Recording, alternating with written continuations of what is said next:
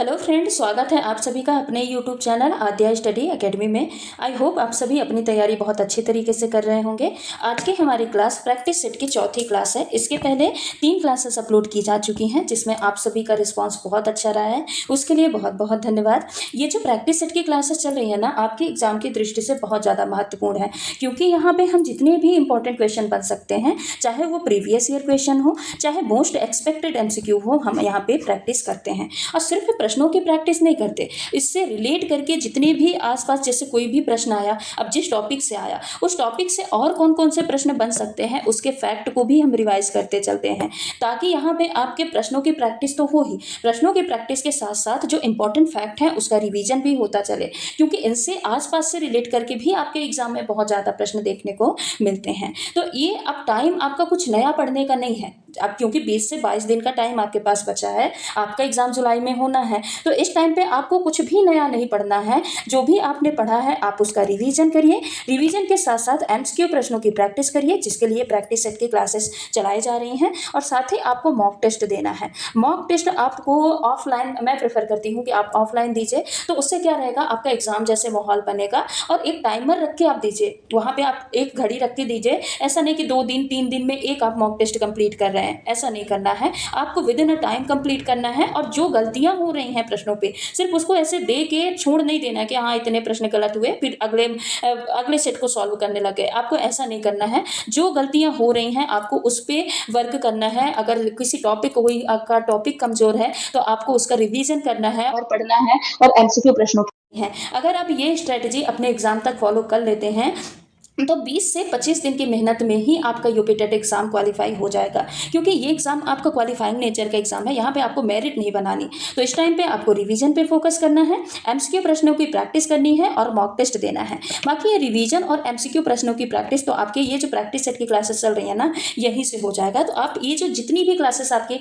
Upload की जाएंगी आप इनको जरूर देखिएगा, शुरू से लास्ट तक देखिएगा, और जितने भी इंपॉर्टेंट फैक्ट मैं आपको बताती जाऊँगी आप उसको नोट्स लीजिएगा, वहाँ पे नोट भी करते चलिएगा, ताकि एग्जाम टाइम पे एक आप सनसनी तौर पे भी इसको रिवाइज कर लें, तो आपको ये दिमाग में वो चीज़ क्या रहेगी, फीट रहेगी। ठीक है, तो चलिए बिना टाइम वेस्ट किए स्टार्ट करते हैं आज की क्लास को। और क्लास स्टार्ट करने से पहले आप सभी से रिक्वेस्ट है कि अगर आप चैनल पे नए हैं तो चैनल को सब्सक्राइब करके वीडियो को जरूर लाइक कर दीजिएगा।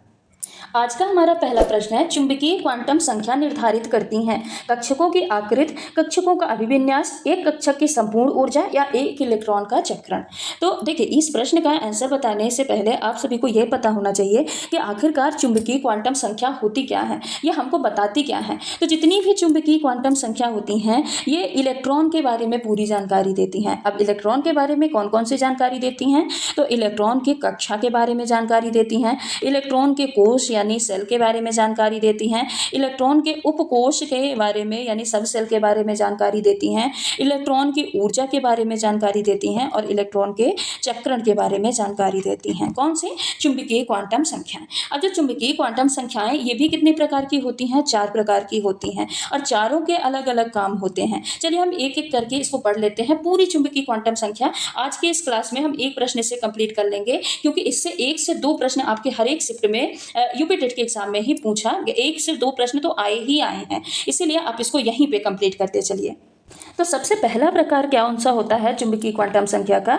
मुख्य क्वांटम संख्या होता है। कौन सा? मुख्य क्वांटम संख्या। इसको हम प्रिंसिपल क्वांटम संख्या के नाम से भी जानते हैं। ठीक है, प्रिंसिपल क्वांटम संख्या के नाम से जानते हैं। तो मुख्य क्वांटम संख्या क्या होता है? जो मुख्य क्वांटम संख्या होती है ये हमको इलेक्ट्रॉन के सेल के बारे में या कोष के बारे में बताती है, और इसको हम n से डिनोट करते हैं, यानी n से इसको रिप्रेजेंट किया जाता है। और फॉर्मूला क्या होता है? 2n²। अब देखिए इसको फॉलो कैसे करते हैं। अगर मान लीजिए हम n=1 लेते हैं, अगर n=1 लेंगे तो 2n² फॉर्मूले में पुट करेंगे तो 2 × 1 की पावर 2 हो जाएगी, तो ये क्या आ जाएगा? 2 इलेक्ट्रॉन आ जाएगा। अब 2 इलेक्ट्रॉन किस सेल में रहते हैं? तो K शेल में रहते हैं। किस सेल में रहते हैं? K सेल में। ठीक है, अब n अगर 2 लेते हैं तो 2 लेंगे तो 2 और यहाँ पे मल्टीप्लाई होगा 2 की पावर 2, तो यहाँ पे इलेक्ट्रॉन की संख्या कितनी आ जाएगी? 8 आ जाएगी। अब 8 इलेक्ट्रॉन किस में रहते हैं? L सेल में रहते हैं। किस में रहते हैं? L सेल में रहते हैं। अब अगर हम हम n इक्वल टू 3 लेते हैं तो यहाँ पे 2 इंटू 3 की पावर 2 ये मल्टीप्लाई हो जाएगा, तो यहाँ पे आ जाएगा 18 इलेक्ट्रॉन। कितने इलेक्ट्रॉन आ जाएंगे? 18 इलेक्ट्रॉन। अब 18 इलेक्ट्रॉन किस में रहते हैं? तो m सेल में रहते हैं। किस में? m सेल में रहते हैं। अब हम n की पावर लेते हैं, n की वैल्यू लेते हैं 4। अगर n की वैल्यू 4 लेंगे तो 2 इंटू n की जगह 4 रखेंगे, उसका पावर 2, और यहाँ पे इलेक्ट्रॉन कितने आ जाएंगे? 32 इलेक्ट्रॉन। 32 इलेक्ट्रॉन किस सेल में रहते हैं? n सेल में रहते हैं। तो ये पूरी सेल की जानकारी दे दिया ना, K L M N जितने भी सेल्स होते हैं इलेक्ट्रॉन में, इनकी जानकारी दे दिया कि अगर 2 इलेक्ट्रॉन है तो K सेल में रहेंगे, 8 इलेक्ट्रॉन है तो L सेल में, 18 इलेक्ट्रॉन है तो M सेल में, और 32 इलेक्ट्रॉन है तो N सेल में रहेंगे। तो इसको हम क्या बोलते हैं? प्रिंसिपल क्वांटम नंबर या मुख्य क्वांटम संख्या कहते हैं। और अगला क्वांटम संख्या कौन सा है? तो अगली क्वांटम संख्या है द्विगंशी। कौन सी क्वांटम संख्या है? द्विगंशी क्वांटम संख्या। इसी को हम एजीमुथल क्वांटम संख्या भी कहते हैं। अब जो द्विगंशी क्वांटम संख्या है इसको L से रिप्रेजेंट किया जाता है, स्मॉल l से, और ये हमको उपकोष के बारे में बताता है। किसके बारे में बताता है? उपकोष के बारे में बताता है। और जो L होता है ना, L 0 से स्टार्ट होता है। इसकी वैल्यू किससे स्टार्ट होती है? 0 से स्टार्ट होती है। जो L होता है ये टोटली n पे डिपेंड होता है, यानी मुख्य क्वांटम संख्या पे डिपेंड होता है। अब कैसे होता है? देखिए यहाँ पे यहाँ पे हम चार्ट बना लेते हैं और आपको L की वैल्यू कैसे लिखना है ये पता चल जाएगा। देखिए ये L है, L की वैल्यू 0 से स्टार्ट होती है, 0 1 2 और 3। तो अगर 0 पे वैल्यू है तो ये S उपकोष में आएगा, 1 वैल्यू है L की तो ये P उपकोष में आएगा, 2 वैल्यू है तो ये D उपकोष में आ जाएगा, और 3 वैल्यू है तो ये किस में आ जाएगा? F उपकोष में आ जाएगा। SP DF ये उपकोष होते हैं ना इलेक्ट्रॉन के। अब देखिए इनको भरना कैसे है। अगर मान लीजिए K सेल की बात करते हैं, जो कि हम पीछे पढ़ के आ चुके हैं, तो K सेल में n इक्वल टू क्या होता है? 1 होता है। अब जब n इक्वल टू 1 हो जाएगा तो L क्या होगा? इससे एक पीछे अगर यहाँ पे 1 वैल्यू है ना, तो यहाँ पे L की वैल्यू क्या आ जाएगी? 0। और अगर L की वैल्यू 0 है तो ये किस में आ जाएगा? 1s में आ जाएगा। अब क्या है? दूसरा सेल है L। अब L में n की वैल्यू कितनी होती है? 2। अब जब n की वैल्यू 2 होगी तो L की वैल्यू क्या आ जाएगी? 0, और L की वैल्यू क्या आ जाएगी? 1। ठीक है, 2 यहाँ पे तो 2 यहाँ पे भी होगी, लेकिन एक पीछे से स्टार्ट होती है। अब अगर L की वैल्यू 0 है तो 0 किस में जाएगा? S में, लेकिन ये दूसरा कक्ष है तो 2s में आ जाएगा। और L की वैल्यू 1 है तो 1 किस में जाएगा? P में। अब दूसरा कक्ष है तो 2p आ जाएगा। एक और देख लेते हैं, तीसरा सेल देख लेते हैं n सेल में, n नहीं m। कौन सा? m। अब m में n की वैल्यू कितनी होती है? 3। अब जब n की वैल्यू 3 होगी तो L की वैल्यू क्या होगी? 0, L की वैल्यू 1 और L की वैल्यू 2। यहाँ पे 3 है तो यहाँ पे भी 3 होगा, लेकिन एक पीछे से स्टार्ट होगा। अब 0 है तो S में जाएगा, तीसरा ऑर्बिटल है, तीसरा कोष है तो किस में आ जाएगा? 3s में, और ये आ जाएगा 3p, और ये क्या हो जाएगा? 3d। तो ये क्या है? ये द्विगंशी क्वांटम संख्या है जो हमको उपकोष के बारे में बताती है। ठीक है, अगर मान लीजिए यहाँ पे हम 1s लिखते हैं तो 1 का मतलब क्या होता है? ये मुख्य कोष के बारे में बताता है कि K है कि L है कि M है, और ये जो S है ये हमको उपकोष के बारे में बताता है कि कौन सा उपकोष है, S है, P है कि D है। ठीक है, अब हम तीसरे क्वांटम संख्या पे आ जाते हैं। तीसरा है चुंबकीय क्वांटम संख्या, जो कि आपके इस जो क्वेश्चन है उसमें पूछा गया है। ठीक है, तो चुंबकीय क्वांटम संख्या क्या होता है? चुंबकीय क्वांटम संख्या जो कि प्रश्न में पूछा गया है। चुंबकीय क्वांटम संख्या जो होती है ये हमको ऑर्बिटल के बारे में बताती है। किसके बारे में बताती है? ऑर्बिटल, यानी जो उपकोष होते हैं इनके ऑर्बिटल्स के बारे में बताती है। ठीक है, और इसको हम रिप्रेजेंट किससे करते हैं? तो मैग्नेटिज्म है, इसीलिए इसको हम स्मॉल m से रिप्रेजेंट करते हैं। और जो m होता है, देखिए ये L की वैल्यू पे डिपेंड होता है, यानी द्विगंशी क्वांटम संख्या पे डिपेंड होता है। मान लीजिए n इक्वल टू 1 है तो n इक्वल टू 1 है तो L इक्वल टू क्या आ जाएगा? 0, जो कि अभी हम पढ़ के आ चुके हैं। और L इक्वल टू अगर 0 होगा तो M भी क्या हो जाएगा? 0 हो जाएगा। हाँ, M की जो वैल्यू होती है, जो यहाँ पे संख्या होगा ना, उसके माइनस से स्टार्ट होती है। माइनस से कैसे? देखिए एग्जाम्पल से आपको समझ में आ जाएगा। अगर मान लीजिए n इक्वल टू 2 है, अब n इक्वल टू 2 है तो L क्या आ जाएगा? 0 आ जाएगा, L इक्वल टू 1 आ जाएगा। अभी हम पीछे पढ़ के आए हैं तो देखिए L 0 के लिए M का मान भी क्या हो जाएगा? 0, लेकिन L 1 के लिए M का मान क्या होगा? माइनस से स्टार्ट होगा। यहाँ पे 1 है ना, तो ये -1 होगा, फिर 0 होगा, फिर क्या हो जाएगा? +1 हो जाएगा। एक और एग्जांपल दे देती हूँ, n इक्वल टू 3। तो n इक्वल टू 3 तो L की वैल्यू 0, L की वैल्यू 1 और L की वैल्यू क्या आ जाएगी? 2। अब यहाँ पे M की वैल्यू क्या आ जाएगी? 0, और यहाँ पे M की वैल्यू क्या आ जाएगी? अभी हमने देखा है -1 0 और +1, और यहाँ पे M की वैल्यू क्या आ जाएगी? -2 से स्टार्ट होगी। जो यहाँ पे वैल्यू होगी ना, इसके माइनस से स्टार्ट होगी, तो -2 -1 0 फिर +1 और +2। तो ये क्या हो जाएगा? ये चुंबकीय क्वांटम संख्या हो जाएगी। अगली क्वांटम संख्या कौन सी है? चक्रण क्वांटम संख्या।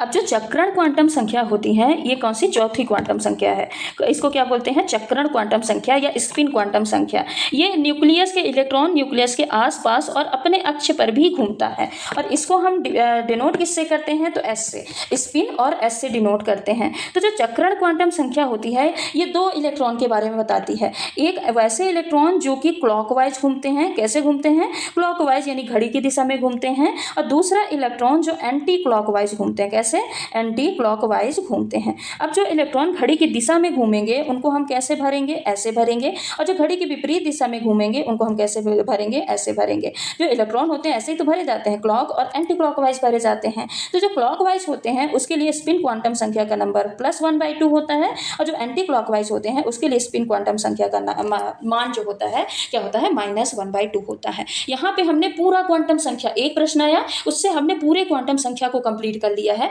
और इससे हर एक शिफ्ट में 1 से 2 प्रश्न देखने को मिले हैं। आपके यूपी टेट एग्जाम में ही क्वांटम संख्या से प्रश्न बहुत ज़्यादा पूछे जाते हैं, इसीलिए मैंने यहाँ पे आपको रिवाइज करवा दिया है, आप इसको नोट कर लीजिएगा। अब हम चलते हैं प्रश्न के आंसर पे। तो देखिए आंसर बताने से पहले एक चीज़ मैं और आपको यहाँ पे क्लियर कर देती हूँ। जो मुख्य क्वांटम संख्या उसको n लिखते हैं, n हमको ऊर्जा या कोष के बारे में बताती है, शॉर्ट फॉर्म में मैं आपको लिख के बता देती हूँ यहाँ पे।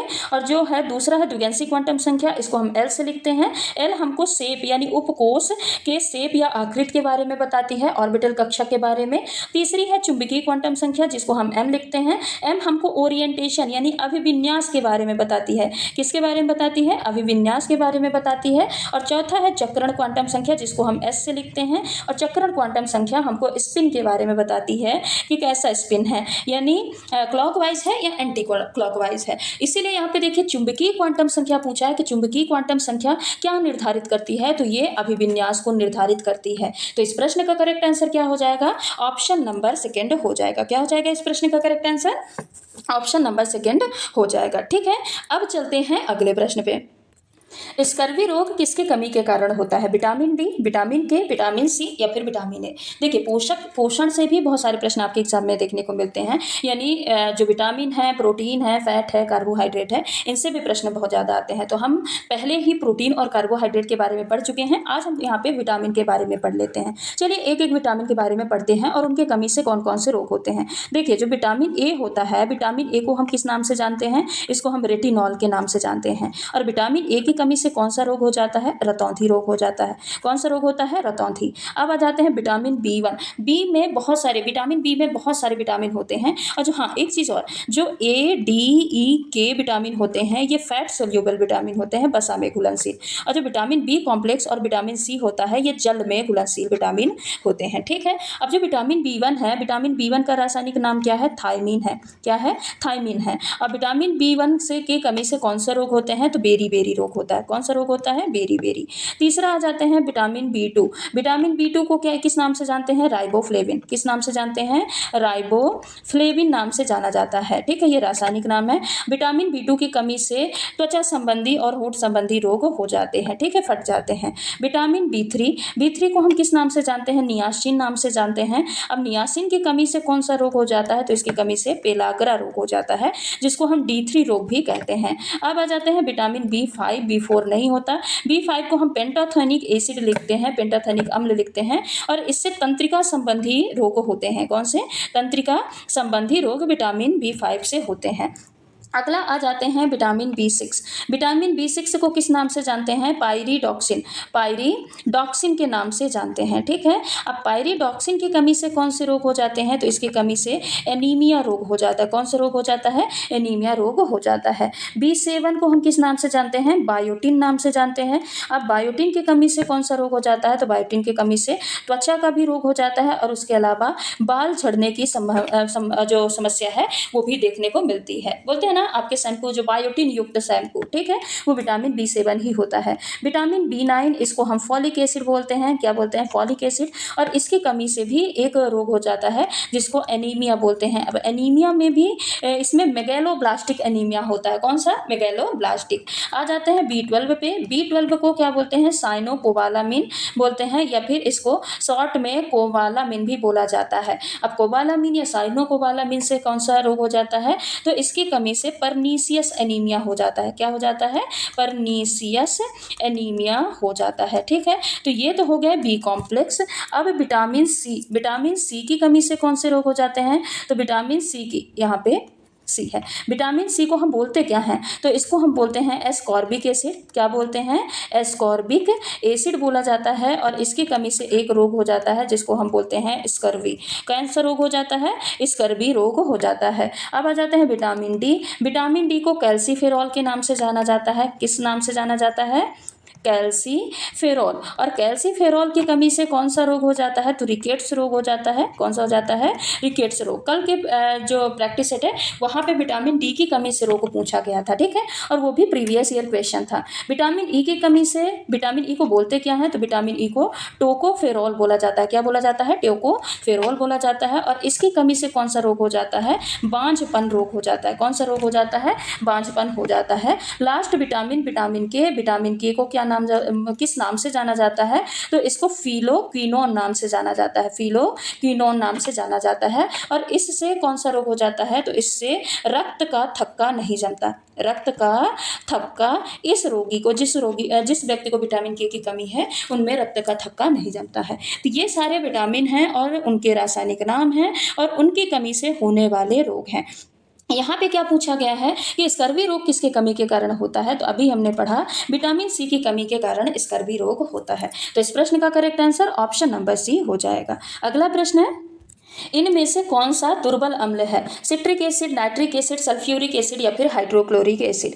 बताइए कौन सा दुर्बल अम्ल है? तो देखिए, जो अम्ल होते हैं दो प्रकार के होते हैं। एक होता है प्रबल अम्ल और एक होता है दुर्बल अम्ल। अब जो प्रबल अम्ल होता है, प्रबल अम्ल को प्रबल अम्ल क्यों कहा जाता है? क्योंकि जब भी इसको हम पानी में घोलते हैं तो ये पूरी तरीके से आयोनाइज्ड हो जाता है और आयनित होकर ज़्यादा से ज़्यादा H+ आयन देता है, इसीलिए इसको हम प्रबल अम्ल कहते हैं। प्रबल अम्ल में हाइड्रोक्लोरिक एसिड आ जाएगा, H2SO4 यानी सल्फ्यूरिक एसिड आ जाएगा और HNO3 यानी नाइट्रिक एसिड आ जाएगा। ये सब क्या होते हैं? प्रबल अम्ल होते हैं। वहीं पे दुर्बल अम्ल कौन से होते हैं? जो अम्ल जब इनको जल के साथ आयनाइज्ड किया जाए तो ये पूरी रूप से आयनित ना होके आंशिक रूप से आयनित होते हैं और बहुत ही कम मात्रा में H+ आयन देते हैं। तो ये क्या कहलाते हैं? दुर्बल अम्ल कहलाते हैं। अब दुर्बल अम्ल में एसिटिक अम्ल आ जाएगा CH3COOH, एसिटिक अम्ल आ जाएगा H2CO3 यानी कार्बोनिक अम्ल आ जाएगा और HCOOH यानी फॉर्मिक अम्ल आ जाएगा। तो ये सब क्या है? ये एक प्रकार के दुर्बल अम्ल हैं। अब यहाँ पे दुर्बल अम्ल को पूछा है कि दुर्बल अम्ल कौन सा है,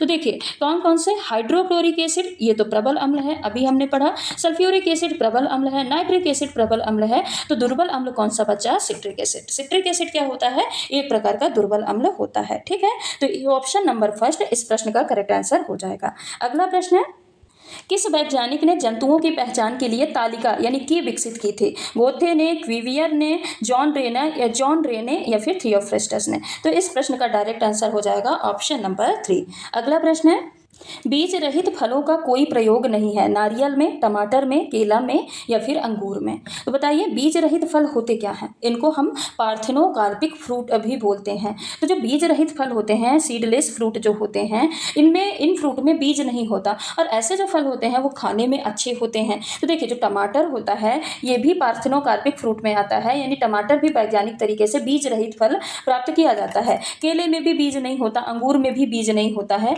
लेकिन जो नारियल होता है, नारियल का जो बीज होता है उसको हम क्या बोलते हैं? गिरी। जो नारियल का बीज या गिरी होता है यही उसका मेन उपयोग वाला पार्ट होता है, उसके हम नारियल के बीज को ही तो खाते हैं। तो अगर इसको हम बीज रहित हम उगाएंगे तो इसका भी कोई भी उपयोग ही नहीं रह जाएगा, इसीलिए बीज रहित फलों का कोई प्रयोग नहीं है। इस प्रश्न का करेक्ट आंसर क्या हो जाएगा? ऑप्शन नंबर फर्स्ट हो जाएगा। ठीक है, अगला प्रश्न है, कपास के रेशे प्राप्त होते हैं आंतरिक फल भित्ति से, बाह्य दल पुंज से, बीज चोल से या फिर फल भित्ति से? बताइए कपास के रेशे कहाँ से प्राप्त होते हैं? देखिए, जो आंतरिक फल भित्ति होती है, आंतरिक फल भित्ति क्या होती है? फल के अंदर वाली जो सबसे परत होती है उसको हम इंडोकार्प या आंतरिक फल भित्ति कहते हैं। जैसे आम है ना, आम के गुठली के चारों तरफ जो कठोर पार्ट होता है उसको हम आंतरिक फल भित्ति कहते हैं। बाह्य दल पुंज या फिर इसको और किस नाम से जाना जाता है? कैलिक्स। तो कैलिक्स क्या होता है? जो पंखुड़ियाँ होती है ना कलरफुल, इनके इनके जो बाहर तरफ ये ग्रीन कलर का जो पार्ट होता है इसको हम क्या बोलते हैं, इसको हम कैलिक्स बोलते हैं। ठीक है। और जो फल भित्ति होती है, फल भित्ति क्या होती है, निषेचन के बाद जो ओवरी होती है इसके दीवार से जो बनने वाले फल होते हैं इसको हम क्या बोलते हैं, फल भित्ति बोलते हैं। अब बीज चोल क्या होता है, तो किसी भी सीड का जो बाहरी आवरण होता है उसी आवरण को हम बीज चोल कहते हैं। अब जो कपास होता है ना, ये कॉटन है, कॉटन वास्तव में बीज चोल यानी बीज के जो बाहरी आवरण होता है इसी में जो रेशे नुमा लगा धागा होता है इसी को हम क्या बोलते हैं, कपास बोलते हैं। तो कपास के रेशे कहाँ से प्राप्त होते हैं, यानी कहाँ पे लगे होते हैं, सीड कोट में या बीज चोल में लगे हुए एक महीन धागे होते हैं। ठीक है। तो इस प्रश्न का करेक्ट आंसर क्या हो जाएगा, ऑप्शन नंबर 3 हो जाएगा। अगला प्रश्न है, रेशम कीट की किस अवस्था से रेशम प्राप्त होता है, अंडा, प्यूपा, वयस्क या फिर लार्वा। रेशम कीट की किस अवस्था से रेशम प्राप्त होता है, तो देखिए सबसे पहले एग आता है।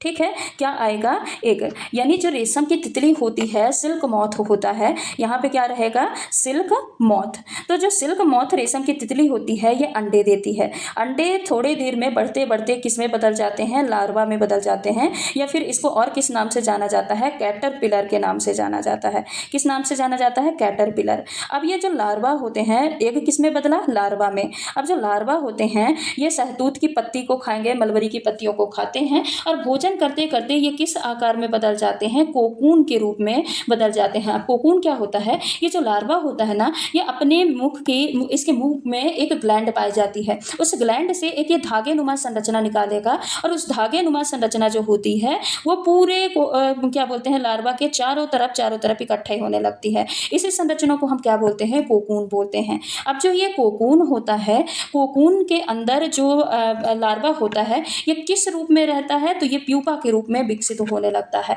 इसके अंदर जो लार्वा है वो प्यूपा के, जो रेशम कीट है ये प्यूपा अवस्था में रहता है। अब रेशम कीट प्राप्त करने के लिए इस कोकून को क्या करेंगे, रेशम का धागा प्राप्त करने के लिए इस कोकून को हम गर्म करते हैं और गर्म करने के बाद भाप या पानी में उसको रखा जाता है ताकि इससे जो भी धागा है वो सुरक्षित रूप से निकाला जाए। अब प्यूपा से धागा निकाल लिया जाएगा, उसके बाद जो धागा निकालने की प्रोसेस होती है उसको हम क्या बोलते हैं, रीलिंग बोलते हैं। यानी इस प्रक्रिया से धागा को निकाला जाता है और उसके बाद क्या बनाया जाता है, कपड़ा या सिल्क के वस्त्र बनाए जाते हैं। तो कुल मिला के जो सिल्क मॉथ होती है वो अंडे देती है पत्तियों में। पत्ते क्या होते हैं, जो अंडे होते हैं वो पत्तियों को खा खा के, मलबरी की जो पत्तियां होती है उसको खा के लार्वा में बदल जाते हैं, कैटरपिलर में। अब कैटरपिलर किस में बदलता है, कोकून में वो इस तरह से बदलता है कि जो लार्वा है वो अपने मुख से, ग्रंथि होती है उससे एक धागे नुमा संरचना निकालता है जो उसके चारों तरफ इकट्ठे होती जाती है, उसको हम क्या बोलते हैं, कोकून। कोकून के अंदर जो लार्वा रेशम कीट है वो प्यूपा अवस्था में रहता है। इसी को गर्म करके कोकून से धागे, पतले रेशम के धागे निकाले जाते हैं, इस प्रोसेस को रीलिंग कहते हैं, फिर उससे कपड़ा बनता है। अब यहाँ पे पूछा है कि रेशम कीट की किस अवस्था से रेशम प्राप्त होता है, तो प्यूपा अवस्था। किस अवस्था से प्राप्त होता है, जब वो प्यूपा अवस्था में आ जाता है तब उस कोकून को भाप में गर्म किया जाता है। ठीक है, तो प्यूपा अवस्था से रेशम प्राप्त होता है। तो इस प्रश्न का करेक्ट आंसर ऑप्शन नंबर 2 हो जाएगा। अगला प्रश्न है, पितृस्थ अंकुरण विशेषता है। देखिए इसको आप इंग्लिश में याद रखिएगा, कोई चीज़ें ना इंग्लिश में ही ठीक होती हैं। बीबी पैरी, जो बीबी पैरी होती है ये किसकी विशेषता होती है, जलीय पौधों की, मरुस्थलीय पौधों की, मैग्रोव पौधों की या फिर झाड़ियों की, किसकी विशेषता होती है। तो जो बीबी पैरी होती क्या है, बीबी पैरी जो प्रोसेस होती है अंकुरण की, ये होती क्या है, तो देखिए जो नॉर्मली क्या होते हैं, पेड़ से यानी पौधे से बीज अलग होते हैं और बीज अलग होने के बाद इनका अंकुरण होता है कि नहीं होता है। लेकिन बीबी पेरी में क्या होता है, ये मेनली मैग्रोव पौधे में होता है। किसमें होता है, मैग्रोव पौधे। अब मैग्रोव पौधे जो होते हैं ये कहाँ पे पाए जाते हैं, दलदली क्षेत्र में पाए जाते हैं। कहाँ पे पाए जाते हैं, दलदली क्षेत्र में। अब कोई भी पौधा अगर दलदली क्षेत्र में पाया जाएगा, लवड़ी क्षेत्र में पाया जाएगा, तो इसका बीज अगर पक के नीचे गिरेगा तो उसमें पानी में सड़ जाएगा या बह जाएगा। इसलिए जो इन पौधे के बीज होते हैं ये बीबी पेरी अंकुरण को फॉलो करते हैं, यानी ये अपने जो पेरेंट सेल होती है, पेरेंट सेल में ही, पेरेंट प्लांट में ही ये क्या हो जाता है, अंकुरित हो जाता है। क्या हो जाता है, पेरेंट प्लांट में ही अंकुरित हो जाता है। अब जब पेरेंट प्लांट में ही अंकुरित हो जाएगा और अंकुरित होने के बाद जब ये जमीन में गिरता है तो उसके बाद ये बहता नहीं है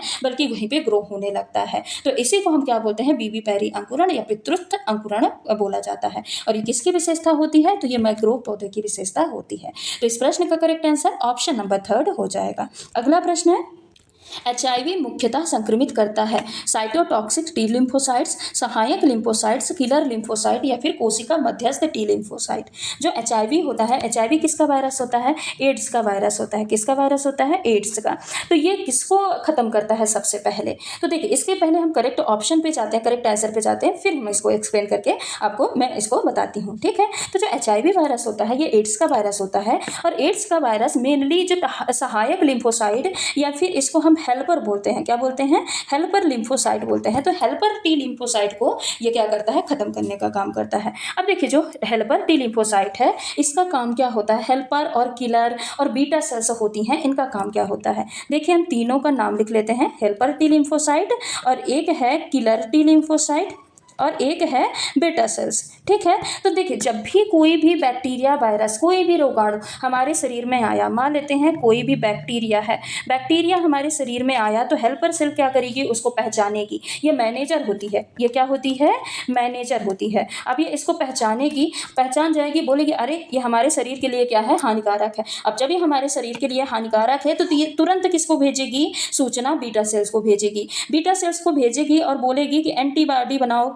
इसको क्या बोलेगी? कि तुम क्या करो? एंटीबॉडी बनाओ, हमारे शरीर में कोई ना कोई अजनबी आ चुका है। अब बीटा सेल्स एंटीबॉडी बनाएगी। अब जब एंटीबॉडी बन जाएगी तो तुरंत हेल्पर सेल, किलर सेल को बोलेगी और बोलेगी हमारे शरीर में दुश्मन आया है, एंटीबॉडी तैयार है, उसको क्या करो? मार दो। उसको क्या करो? मार दो। तो यानी कुल मिला के जो हेल्पर सेल होती है यही पूरी प्रक्रिया को संचालित करती है, यही मैनेजर होती है। क्या करेगी? ये बीटा सेल्स को एंटीबॉडी बनाने के लिए बोलती है और यही किलर सेल को मारने के लिए बोलती है। ठीक है, तो अगर ये हेल्पर सेल ही खत्म हो जाएगी तो ना ये बीटा सेल को पता चलेगा कि हमको किसके खिलाफ एंटीबॉडी बनानी है, ना किलर सेल को ये पता चलेगा कि हमको मारना किसको है। ठीक है, तो इसीलिए जो एचआईवी का वायरस होता है, ये जो एचआईवी वायरस होता है ये बहुत ज्यादा खतरनाक होता है। ये क्या करता है? सहायक यानी हेल्पर सेल को ही मार देता है, जिससे पूरे शरीर की सुरक्षा प्रणाली क्या होती है? खत्म हो जाती है। इसीलिए एड्स के रोगी को देखिए, कोई छोटी सी भी बीमारी है ना तो वो बड़ा रूप ले लेती है। ठीक है, तो इस प्रश्न का करेक्ट आंसर क्या हो जाएगा? ऑप्शन नंबर सेकेंड हो जाएगा। अगला प्रश्न है,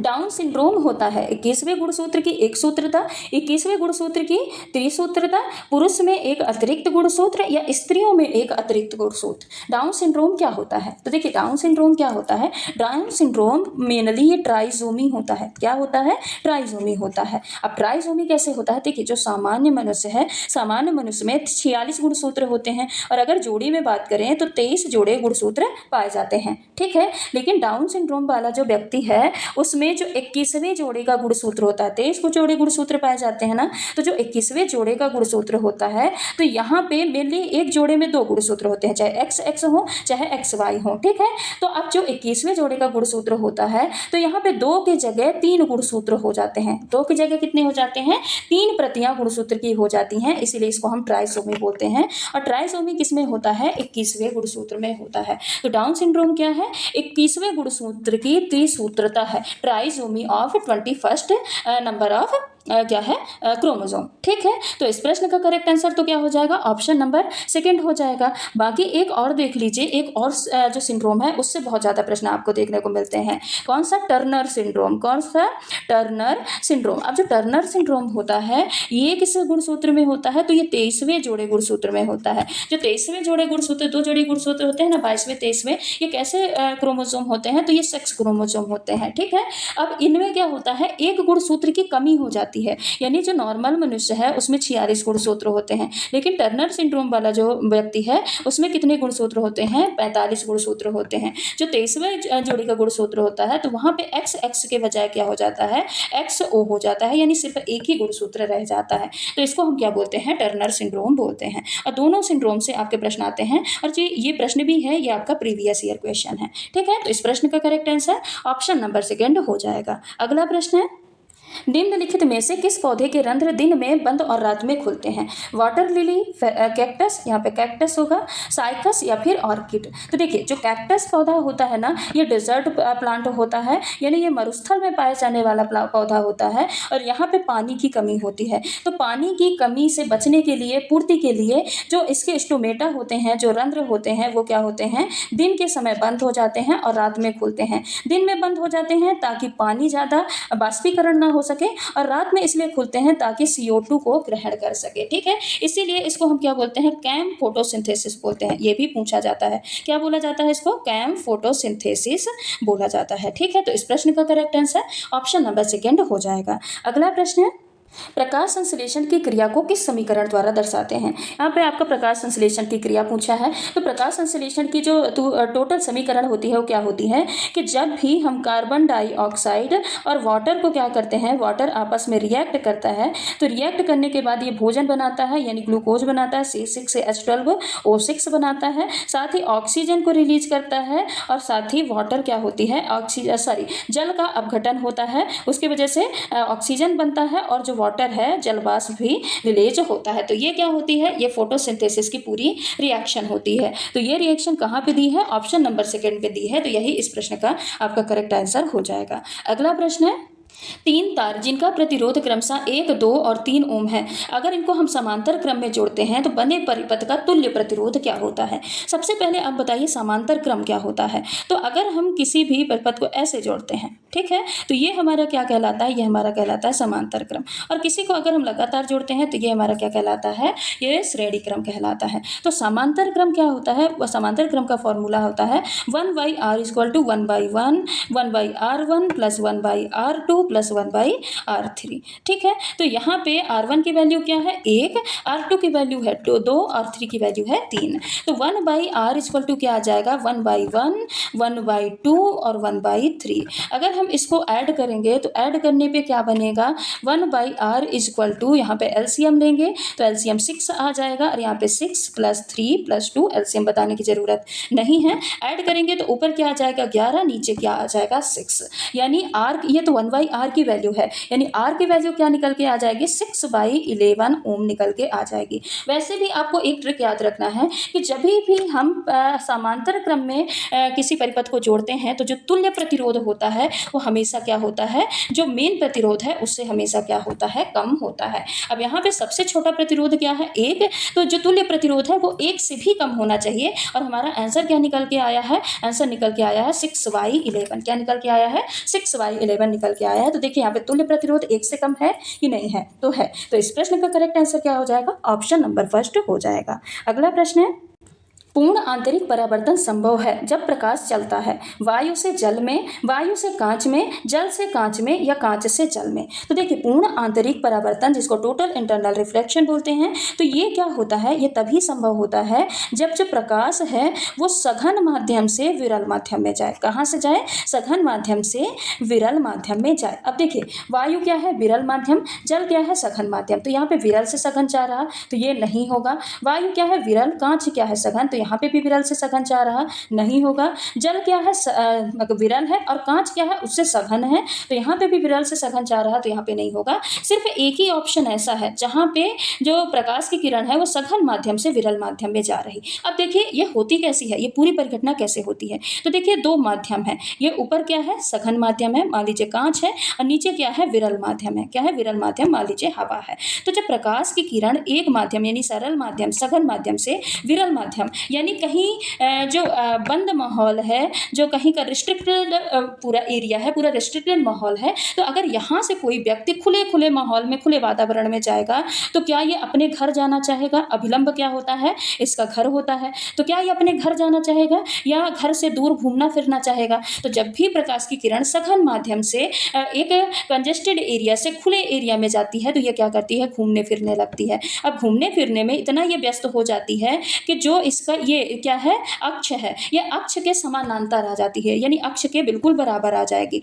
जब प्रकाश की किरण अक्ष के बिल्कुल बराबर आ जाएगी तो इसको हम क्या बोलते हैं, क्रांतिक कोण। क्या बोलते हैं, क्रांतिक कोण बोलते हैं। और जब भी ये क्रांतिक प्रकाश की किरण क्रांतिक कोण को पार करके जिस माध्यम से आई थी उसी माध्यम में वापस लौट जाएगी, तो इसी को हम क्या बोलते हैं, प्रकाश का पूर्ण आंतरिक परावर्तन। यानी प्रकाश की किरण एक माध्यम से दूसरे माध्यम में आई, लेकिन इस माध्यम से फिर वो उसी माध्यम में लौट गई जिस माध्यम में वो आई थी, जिस माध्यम से वो आई थी, तो इसको क्या बोलते हैं, प्रकाश का पूर्ण आंतरिक परावर्तन बोलते हैं। और ये तभी संभव है जब प्रकाश की किरण सघन माध्यम से विरल माध्यम में जाए। तो इस प्रश्न का करेक्ट आंसर ऑप्शन नंबर 4 हो जाएगा। अगला प्रश्न है, m द्रव्यमान के एक कण का संवेग p है, तो इसकी गतिज ऊर्जा क्या होगी? mp, p square m, p square by m या p स्क्वायर बाई 2m, बताइए क्या होगी? तो देखिए जो गतिज ऊर्जा है, काइनेटिक एनर्जी का फॉर्मूला क्या होता है? 1/2 mv स्क्वायर, ये काइनेटिक एनर्जी का फॉर्मूला होता है। और संवेग का फॉर्मूला क्या होता है? संवेग p बराबर क्या होता है? mv। तो अगर यहाँ पे हम v बराबर निकालें तो क्या हो जाएगा? p अपॉन m,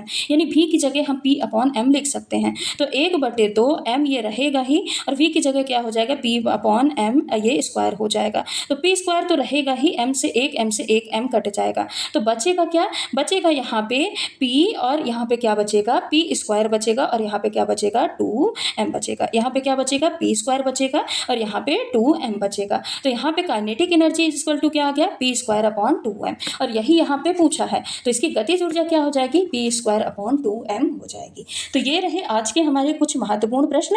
यहाँ पे हमने प्रश्नों को भले ही, यानी प्रश्नों की संख्या भले ही कम थी, लेकिन हमने पूरा विटामिन टॉपिक पढ़ लिया कि विटामिन कौन से, उनका नाम क्या है, और उनके कमी से होने वाले रोग के बारे में हम पढ़ लिए, जहाँ से प्रश्न आते हैं। पूरी क्वांटम संख्याएं हमने पढ़ ली। सेल्स क्या होती हैं लिम्फोसाइट में, हेल्पर सेल, किलर सेल, बेटा सेल्स, ये क्या होती हैं, इनके बारे में भी हमने पूरा पढ़ लिया। यानी आज की जो क्लास थी वो कंटेंट बेस्ड थी। आज हमने ज़्यादा से ज़्यादा कंटेंट कवर करने की कोशिश की है। तो ये जितनी भी प्रैक्टिस सेट की क्लासेस हैं आपके एग्जाम की दृष्टि से बहुत ज़्यादा महत्वपूर्ण है। आप इनको स्किप बिल्कुल मत करिएगा, शुरू से लेकर लास्ट तक देखिएगा। अगर आप ये क्लासेस देख लेते हैं तो आपका रिवीजन भी होगा और साथ ही साथ प्रश्नों की प्रैक्टिस भी होगी, और ये क्लासेस आपके एग्जाम तक तो चलने ही वाली हैं। ठीक है, तो चलिए आज की क्लास को यहीं पे समाप्त करते हैं। मिलते हैं अगली क्लास में कुछ और महत्वपूर्ण प्रश्नों के साथ। तब तक के लिए अगर आप चैनल पे नए हैं तो चैनल को सब्सक्राइब करके वीडियो को लाइक कर दीजिएगा, और साथ ही साथ बेल आइकन को भी हिट कर दीजिएगा, ताकि कोई भी वीडियो अपलोड की जाए तो उसका नोटिफिकेशन आप तक सबसे पहले पहुंच पाए।